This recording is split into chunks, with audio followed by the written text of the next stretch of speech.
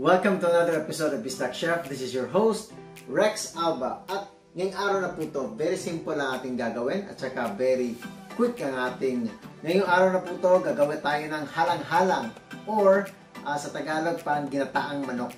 Pero spicy. Sa amin sa probinsya sa Bohol, sa Cebu, very spicy at saka gawa siya ng gata, pure gata. So, may native manok ako dito nakuha sa Ohio. Kinatay namin kahapon. So, ngayon, ready na siya sa ating ginataang manok. Check this out!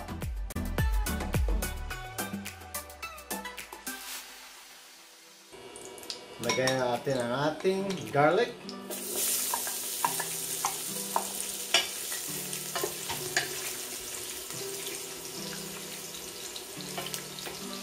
Now, ilalagay natin ang ating chicken.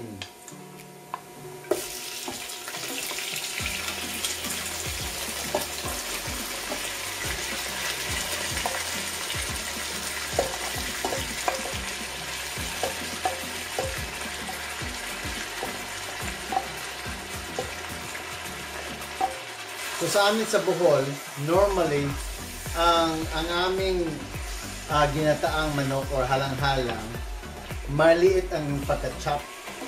Siguro, naisip ko baka dahil dati, syempre mga estudyante pa that time, baka dahil mahal ang manok eh. Syempre, dapat magtipid. Pero, mas gusto ko medyo mas malaki ang chop.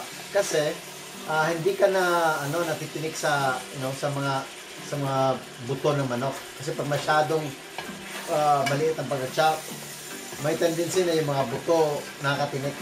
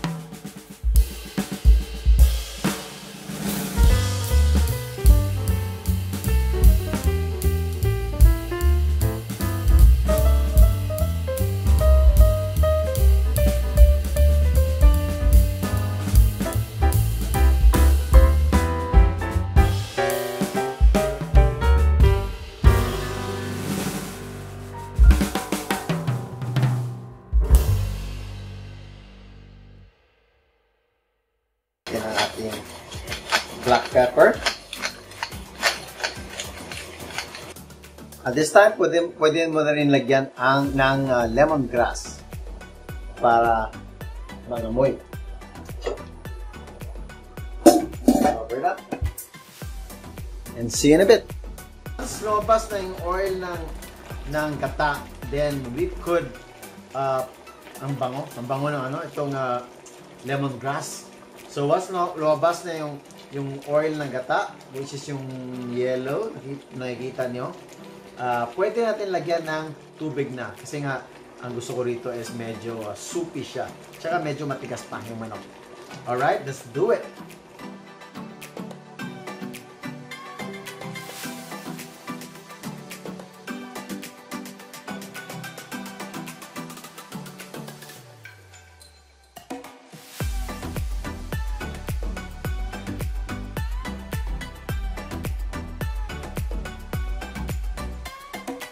Okay, I think this is ready for the veggies. So, ilalagay natin ang ating malunggay.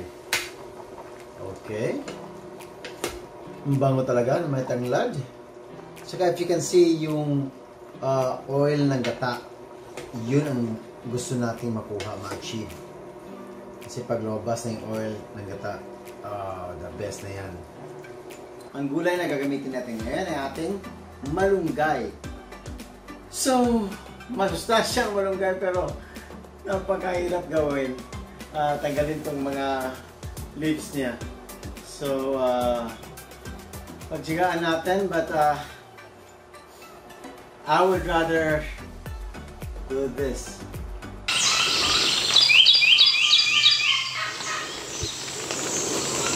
Than this. Depende sa kakain ito. Pero if I had a choice, I would like to have it really spicy. Kaya lang marami ang kakain ito. So, may red chili pepper ako dito, or parang Thai chili.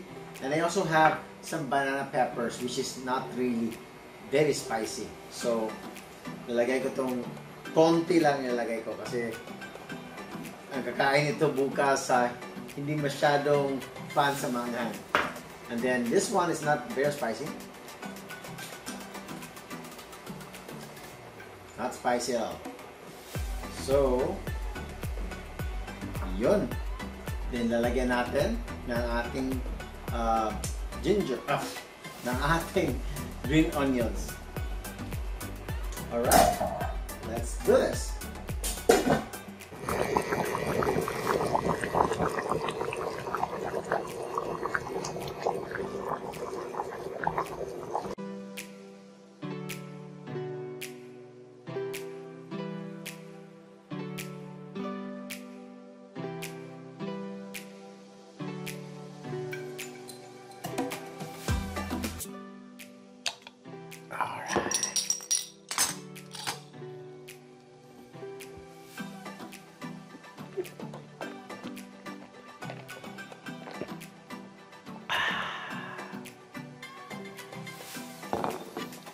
Alright, let's try it.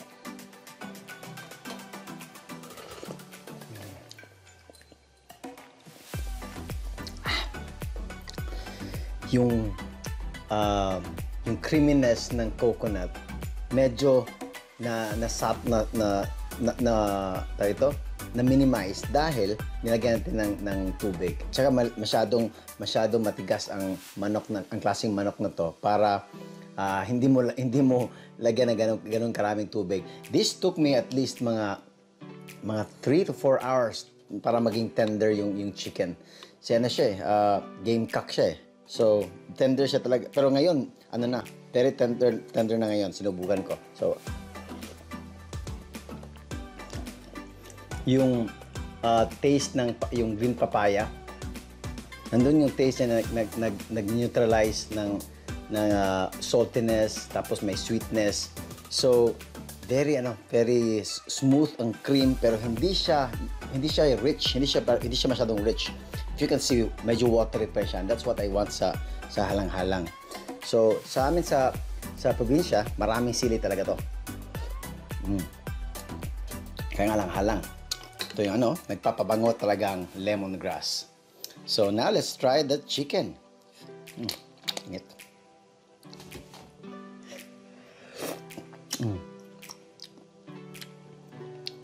Okay. Hintay. Okay.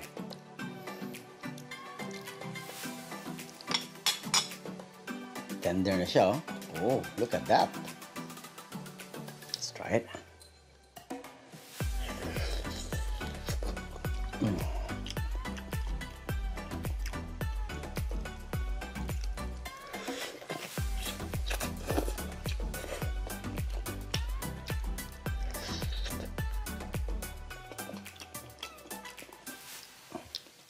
Very tender, pero na-retain pa rin ang, wala siyang pagka-gamey ang taste, pero na-retain yung, alam mo na manok ang kinakain mo, hindi yung parang manok. So, nandun talagang flavor ng chicken. Kasi minsan pag masyadong marami ang sangkap mo, na-overpower yung totoong lasa ng meat.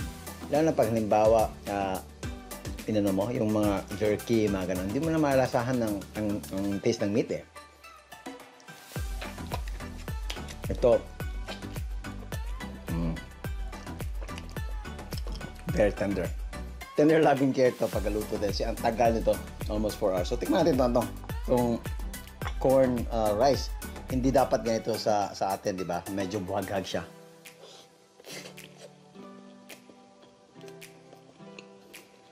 Not bad. Nandun pa rin yung granules na malasahan mo. Tikman pa natin yung sabaw. Sarap eh. Sarap yung lasa na, malunggay. Very refreshing. Tapos, fresh malunggay ito, ginamit natin. At saka, yun ang, kaya sinasabi ko kanina, na dapat hindi masyadong maliit ang pag-slice ng ginger. Kasi, pag masyadong maliit, mahirapan ka kumain ng todo-todo. Kasi maghahanap ka pa ng kung may luya ba o wala. Kasi hindi naman lahat ng tao gusto makakain ng buong luya. Kaya dapat lakihan mo ng slice ang luya. Okay, sabaw nga. Sabaw palang ulam na.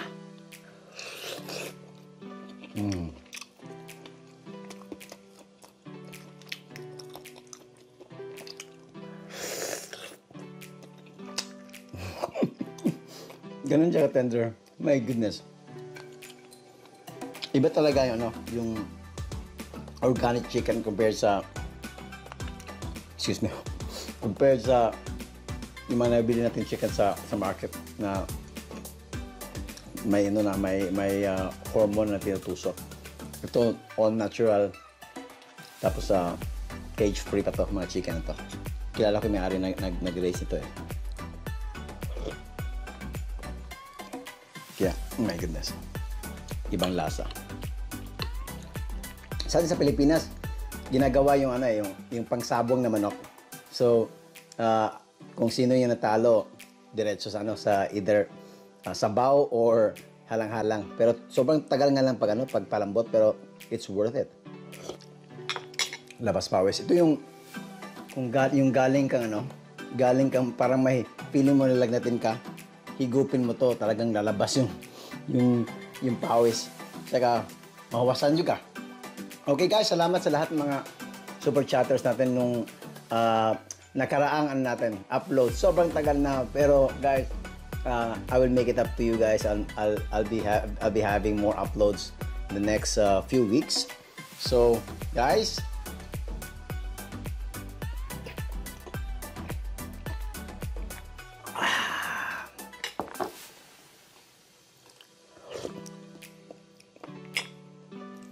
lamig yun kayo.